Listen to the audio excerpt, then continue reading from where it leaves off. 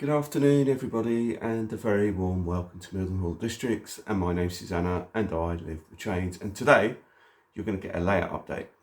Now you were supposed to get a running session, which you probably still will do, but I thought you might enjoy another layout update because this one's going to be quite a fun one. The reason being is because there's a lot to show you and there's some huge differences that have been made. Now we're going to start here on my sofa and then we're going to sort of move around to have a look at various parts of the layout where I've done some work, mainly on the heritage line. However, we'll start with Gary over at Cheeky Tech, and the reason why we're starting with him is because he came over last weekend, I think it was, and we had a lovely time as we always do, and he brought me over the second of the footbridges that he was going to make for me, and he's done a sterling job. It was exactly what I wanted it. He's painted it, he's weathered it for me, and it looks absolutely cracking. So I'm going to show it to you. It's literally, I don't know if you can actually see it. It actually is quite difficult to see on the camera, but yeah, you can see it. It's just about there. I'm going to lift it up, and what I'll do is I will insert a photograph somewhere, probably over there somewhere, so you can see it in its position, rather than sort of me trying to take the camera over there and it all because we'd be wobbly. But I will show it to you like this, and then I'll put in a proper image of it. And he's done a sterling job. It is absolutely beautiful. It's exactly what I wanted.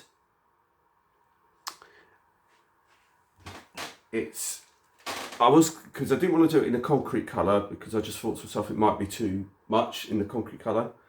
So he's kind of done it in this grey and weathered state.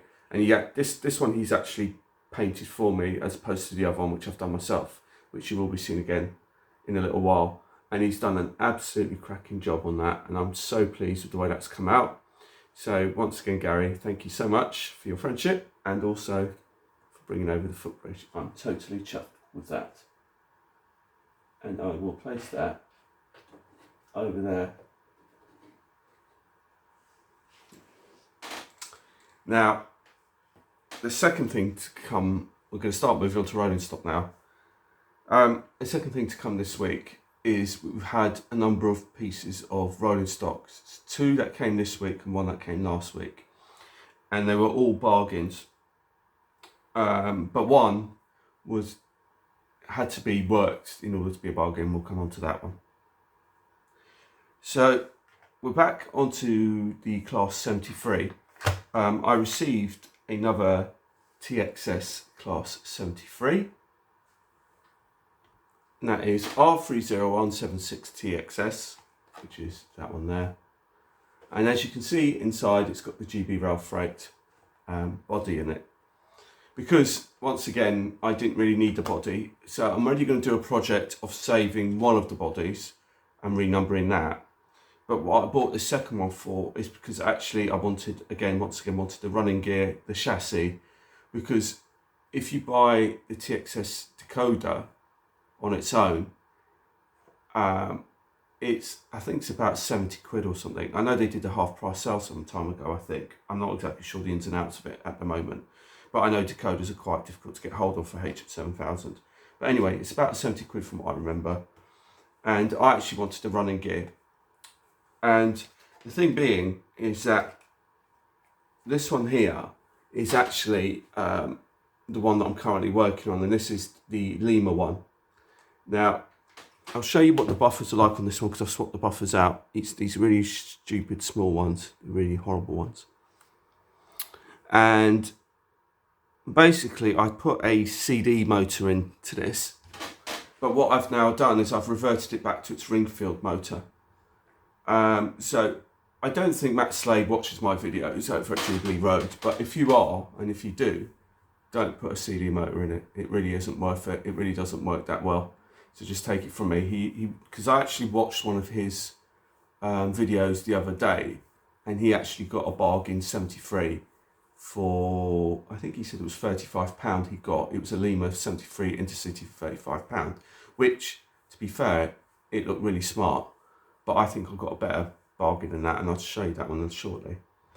So this one was the Lima one, and this one had the Network Southeast body on it. And I originally put it originally came with the ring fill motor, and it ran sweet. The problem is when I converted it to DCC, it wasn't running properly, because sometimes these things don't run properly once you convert them to DCC. I found that out with all my 60s, as much as I tried with them. It just wasn't reliable enough. But what happened is when I put the CD motor, it was even worse. So what I've done is I've remotored it back to its ring-filled motor, cleaned up the commutator, gave it a good old service on it, lubed it, and also the other thing I'd originally done to this was I'd originally hardwired a decoder. Now there was a reason why I don't hardwire decoders directly onto here, and the reason being is that I ended up redoing the work that I'd already done, because I ended up taking out the decoder that I'd hardwired to this, because the decoder just wasn't running properly. So what I've ended up doing with this is there you go. So basically, not only have I put the ring fill motor back in, but what I have done is I've also put a harness in here, and there's the harness. So that means, and it's currently got the blanking plug in it purely because I've taken the decoder out of this for now, because I've got another chip on order for this. Now the reason why you put a harness on here is because when you put a decoder in, if the decoder doesn't run properly, you can just swap the decoder out and put a different one. And that was the thing, because I'd hardwired it and it wasn't properly running, and I wanted to try a different decoder, I couldn't, because it was hardwired in. So that's why I've ended up putting a harness. I had a spare harness anyway, so I thought, well, I'm going to convert this as well. So I put it back to its ring field, put a harness into it, and so therefore I can use any 8-pin chip in it, whatever I would like, and see if I can get this run properly. And I did. So now I'm waiting on a chip for this one, because I'm waiting for buffers for it, and I'm also still doing the conversion of the numbers, which I'll probably do a video on. And also somebody had asked me about lighting for the 73, which, like I said, I'm going to try and do a video for those people that are interested in that. So what ended up happening was that the long and the short of it is that essentially what happened is the TXS chassis and sound went into this body shell. So this is the Network Southeast body shell, which I had, which was the Lima one, which is mint. Now, for those of you who are interested in getting one of these, apparently Hornby are bringing out the TXS version of this one in the summer. As it so happens, I'd actually forgotten that I'd pre-ordered one and that it was coming out, and I actually bought this one because I saw this one on eBay going really, really cheap. And it was totally mint, and it was. And like I said, if I was to run it as a DC when I bought it, DC Loco, as it is, there would have been absolutely nothing to do, because it was absolutely perfect. It's just the fact is I wanted to convert it to DCC, and trying to convert the ring fields can sometimes be a bit problematic. But like I said, that's still a work in progress. But what I wanted to do is put this body and turn it into a hybrid of so this is basically a Lima body onto the TXS chassis with the TXS sound with the Lima buffers, because this has got the proper big buffers. So it's been properly updated and modified, and I suspect that Hornby, when they bring out the TXS version of the 73 in the summer in their Network Southeast, they're still going to provide you with those really nasty buffers. And let me just give you a little comparison so you can sort of see the two. See, that one's got the big round ones, and this one's got the really sort of crappy, sort of little tiny ones. The other thing that I've done with this is I've painted the compressor, because for some reason the compressor on the TXS versions are all chrome and all the rest of it, but I just didn't want to do that, so I just painted it black, so it's the same as all the others. The other big thing of the week that arrived, that's a real bargain. Now this was an absolute steal, and I'm so pleased because I know for a fact that, like my Dutch liveried 73, which is over there, in the Dapol, it ran absolutely rubbish as a Dapol. And it's the same for this one here in the Dapol, because they were the first two releases that Dapol released, and they ran absolutely awful. And I managed to find this particular one, and this is why I think it's a better version and a better bargain than what Matt Slade got, was that I got this one. This is in the Intercity livery, which I also love, and it's got the proper buffers on it. It's got the NEM sockets.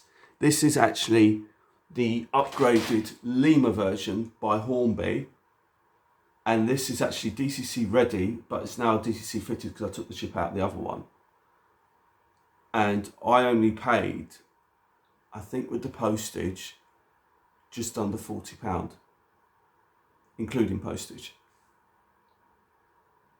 And this runs sweet. And I haven't had to do anything to this.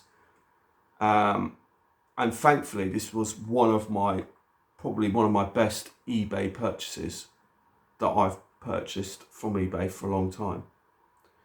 In terms of the fact of its price, of its what I wanted, I haven't had to do anything with this. The body's absolutely mint. The chassis is mint. It doesn't look like it didn't come in its original box, but I'm not that bothered about that. But you cannot argue for the price that I paid for that. And what I'm about to show you next is a whole different kettle of fish. So I'm really pleased with that. So this is like for £35 plus the postage. So like I said, I paid just under £40 with the postage for pretty much an upgraded. This is a Hornby, not a Lima. It actually says it on the bottom. It's a Hornby. And it's absolutely not a single mark on this, and this runs, like I said, absolutely beautifully. I'm so pleased with this because, and like I said, I think it's better proportioned than the Dapol, and like I said, the Dapol version of this livery is no good, which was a shame because I was looking at getting one at some point previously, but I knew because of their running issues. So I'm glad, because now I've got the Dutch liveried one as I wanted, in the chassis that I wanted, and it's the same with the Intercity one. So there's this one here, which I've shown you previously, so I'm not going to go into too much detail, but I will insert an image just around here somewhere. And this is the one with the lights. This one's got lighting on it, so I'll just show you the lighting as a still, so you can see. And because I'm hoping to do, no, I was just looking there. This one's called Charlotte. So I was looking at possibly doing a video on it. And this one's actually got a driver in it as well. So there probably will be another video on the 73s, if you're interested in 73s. And now, shockingly, my 73 fleet list has grown to 10. But the way I'm looking at this one is that this is, I mean, GB Rail Freight haven't done this one yet, and I suspect they probably will do it at some point because they've done the Network South East version. So they probably will do an Intercity version if they haven't done already. I know they've done the Dutch version. So if they haven't done this one already, it wouldn't surprise me if this one comes up. And I'm not like one of those sort of rivet counters that sort of goes, oh, you've got to renumber it to the right thingy and all the rest of it. So this is 73204 Stewart's Lane. And we're now going to go over there.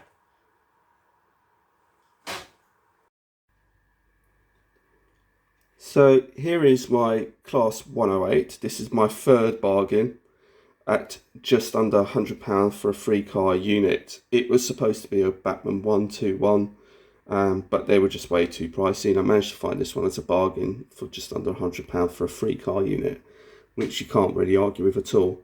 However, it didn't come without its flaws, which I've had to really deal with and sort out. It's taken me a good, 3 hours or so to put this thing right in order to get it to run properly and to work properly as it should, because the seller should have really listed this as a spares and repairs. But now I've got it up and running, it's running superbly well, and it's now become a bargain because I've now sorted out all the gremlins that it's had, all the issues. So if you're going to buy anything from eBay, you really are taking your chances.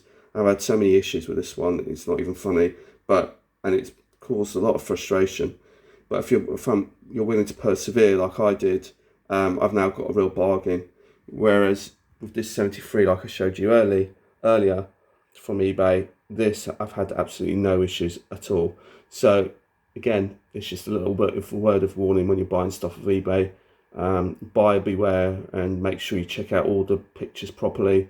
Make sure you read all the descriptions properly, and if something doesn't smell right, then don't be afraid to ask, because it's better to ask than to end up being lumbered with something that gives you a whole load of frustration and disappointment, which is now hopefully going to give me a lot of joy.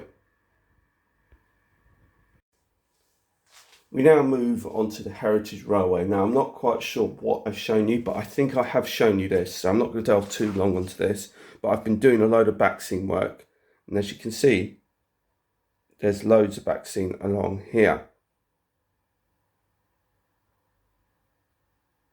So that looks really, really cool. What you haven't seen is that I've now extended the backseam and finished it all the way round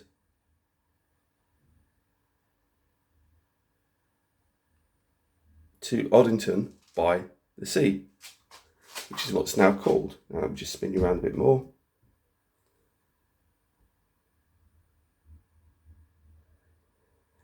And Gary's footbridge comes into view, and so does the new canopy. Now this is what I've been working on. So this is Gary's other canopy that he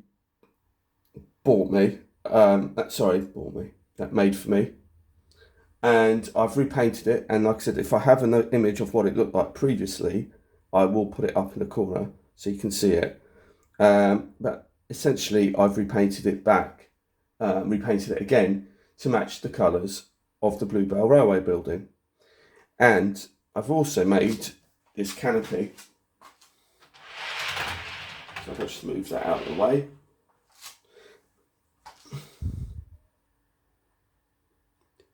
So I guess from here you can see the overall effect of what I was going for. Now, as you can see on the corner here, you've got the Bluebell Railway building, and you've got this canopy here. It's a half canopy. So what I did to make this canopy is I wanted to have this one to marry up with this one on the right, which is the kind of official one that Bachmann did, that you could buy separately. And I always felt this whole length needed something, so I decided that I wanted to put a canopy, but not a full canopy, but just a canopy enough. And I've repainted the footbridge, as you can see here, in the same colours all the way through, so everything ties in and marries up together. And that canopy there, which is the Bluebell Bachmann one, is of the same profile as what I've made here. So I've taken the dimensions and everything from this one to recreate this this canopy here, and this canopy here is literally made out of just a bit of wood, and also basically some mouldings and some card and a lot of ink. I should also say skewers, and it's taken me a lot of time to do it, but it's well worth it, and I think the results speak for themselves, and it is actually weathered. Now I'm going to take the roof off because it isn't glued, because I might be putting on some building. So if I just move this out of the way for a moment, you can sort of see the sort of foundation of it. So essentially you've got two long strips of mouldings there, one on each side, and then some moulding strips going across, and this kind of creates a ladder type thing. And then essentially what I've done is I've wrapped it in card and wrapped it in the same dimensions as the dimensions of this canopy here. And the colours are both from Rail Match, and I think one of them's called BR Green Stock, Cream Stock, and the other one's Green, Southern Green. And those are the two colours that you can actually lift this off. It is a bit of a nightmare, to be honest, to put back because you have to reline it all. But as you can see, it's very light. And as you can sort of see that without the canopy, it just doesn't look, it just looks too plain, and it doesn't look, it needed something. So here you go. This is how it looks. And as you can see, many hours have been spent scribing with a pen these lines all the way through. These are all, I kid you not, all hand scribed all the way through the canopy. Every single line you see is what I've scribed. And it's taken me hours to do this. It really has. And a lot of patience. It's very tedious work. These are skewers that I got from B&M. And like I said, this whole platform has cost me next to nothing to build, although I did invest in a tool to help me, but it's not absolutely necessary. And as you can see, it's very light. I'm holding it with one hand, and then all I have to do is line it up again. Now this is the tricky bit because you're trying to line it all up at the same time. So you'll see me doing this live and real time. So it does take a bit of, and it just sits on just like that. And the reason why I haven't glued on the canopies, actually I don't feel that the roof is, I don't necessarily feel it needs to be glued on because it sits so nicely on it. But also because if I want to put I'm thinking of making one of these buildings. So, I can either lift the canopy off, or I could just drop it in between the gaps to where I want to put the building. So there might still be one or two buildings in this centre platform here. And also I should point out that the green striping along the side, along the edges, is the same green striping that I mentioned previously in terms of painting the label strips, and also so you can use that. Now the card wasn't quite long enough, so I've had to extend it. So as you can see, there's a little white little extension, but that's cleverly been hidden away in between here. So I line it up with that, so when the cam truck comes underneath, you won't see the join because it's actually already hidden by the supports inside the canopy, and it just sits on like that. And I'm very, very pleased with that. A closer look at Gary's footbridge, the other one that he did for me, and you'll see,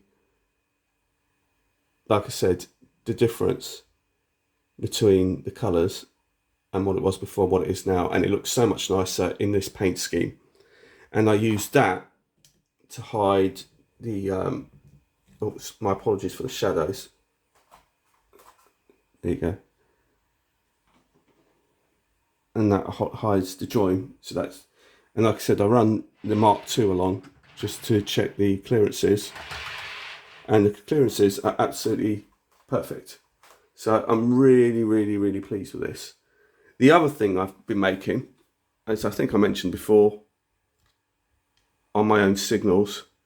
So I've made my own signals, and there we go, back into focus. Because I can't use Dapol ones because there isn't enough clearance between the bottom of the board and onto the worktop, and I don't want to be making any A, damage the signals, and B, I don't want to damage the worktop. So for now, we've got these handmade ones which work perfectly, and I'm going to be making some more of those too. So just before we go, I'll just give you a bit of a pan round of the station. So that's coming along all nicely. Oh yeah, I've got something else to show you. I forgot. Hang on. I have also managed to get hold of some of these Sankey Scenic stuff.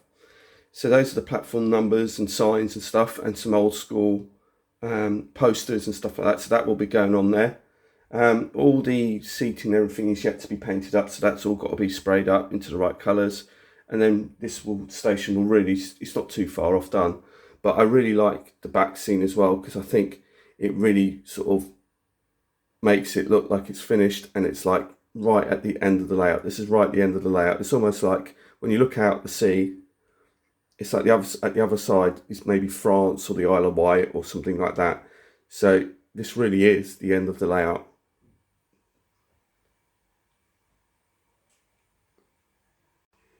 So this concludes the end of today's video. And my apologies if it's been slightly on the long side, but as per usual, there's always a lot to tell you on these things, and hopefully I will have a running session for you soon. And I hope you like all the updates, everything that's been done, because I'm so pleased with the way that this end here has turned out. I think the canopy looks absolutely brilliant. I think it marries up perfectly with the other one that's on the other side.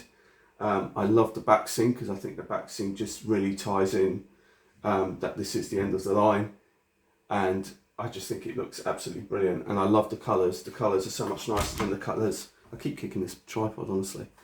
I'm so clumsy. But anyway, yeah, I love the way that this back seam's come on, because it really does give it this kind of feel like it is the end of the line.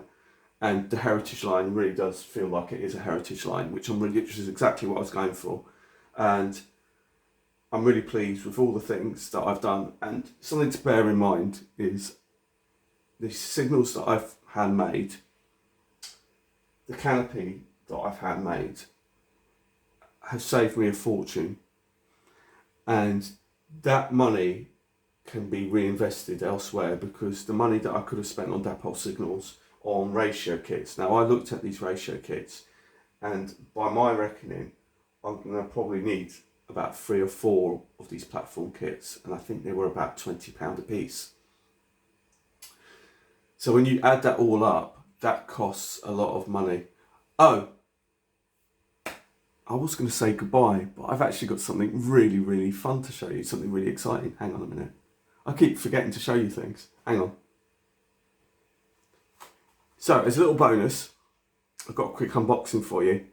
Now, it's something that I feel that any modeler should have in their toolkit. This is a tool. Now, the reason why I bought this is I bought this specifically for the canopy. However, you can use it for a multitude of other things. And the reason why I bought it is because I was wanting a... My computer's decided to ping at me. Anyway, it's because I love using and making things, and sometimes in order to make things work, you want to make your life a lot easier to do things. And if I had to make this canopy in the conventional way, with maybe using an Expo saw, which I didn't really want to use, it would probably be a lot more harder work than it needed to be. So I bought this, which is a mini table saw. And I have to say, I'll show you quickly what it comes with and how much it costs. I have to give you all the details,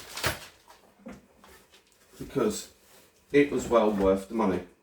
Now, I've been playing around with this, as you can already tell, and I will tell you what you get with it and show you everything you get.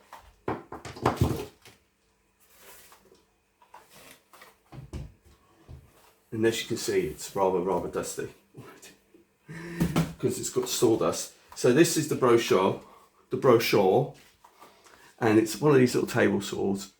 Absolutely brilliant. So I'm going to spin you around and quickly do the show you what it's about. So this arrived last weekend when Gary came over, and I opened it in front of him because I didn't know what I was getting, and he was helping me look at this and sort this out. And we both looked at it and we were pretty impressed for a tiny little gadget. Now, like I said, for scale, if I zoom you out, you can see what sort of size you're getting. Now, I paid, I think it was £40 for this. It's either 40 or no, 45 I paid. I think it was all in. And I bought it because I wanted, and as you can see, it's got the motor down the bottom. It's run with a belt, and it's like a mini saw. And it is so useful if you're one of those people that like enjoys. I think this needs to be. Oh, that's it. Tighten down. So that's basically a guard.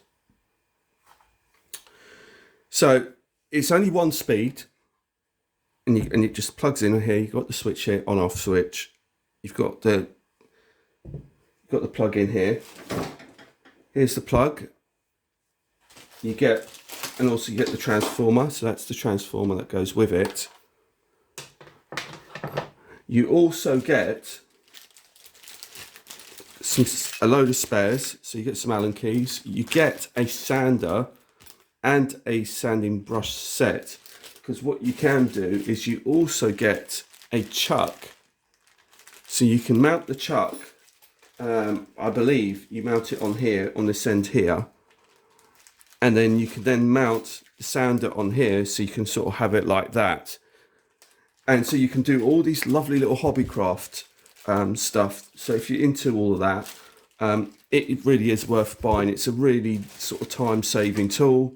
It's a really useful tool to have, and it helps me make the canopy, because basically what's happened is with that canopy, all the mouldings to make the canopy, the strips and everything, I could set the gauge onto here and then basically just cut one strip off, put the next piece on, cut the next piece, and it goes straight through, and there's none of that kind of having to mark it out with a ruler and sort of cut. So it's a really handy tool if you like your tools. Now I love my tools, and I'm always into things to make my life easier, and this is definitely a tool that will be used more often than not. And it says on that you can cut all sorts of things on here. Like I said, it's got comprehensive instructions on here about how you mount the chuck and where you put it, and how you use it. And it also tells you that even on eBay, it will tell you what you can use it for. And it says you can use it for mouldings, for plastics and stuff like that. So all that stuff, like if you use like Plasticard or Plastistruct and you're using those kind of I-beams and things like that, you can cut things like that on it. So that's why it's so useful, because it's just going to be such a time saver just to do it. So that is that. And now this time I finally will be going.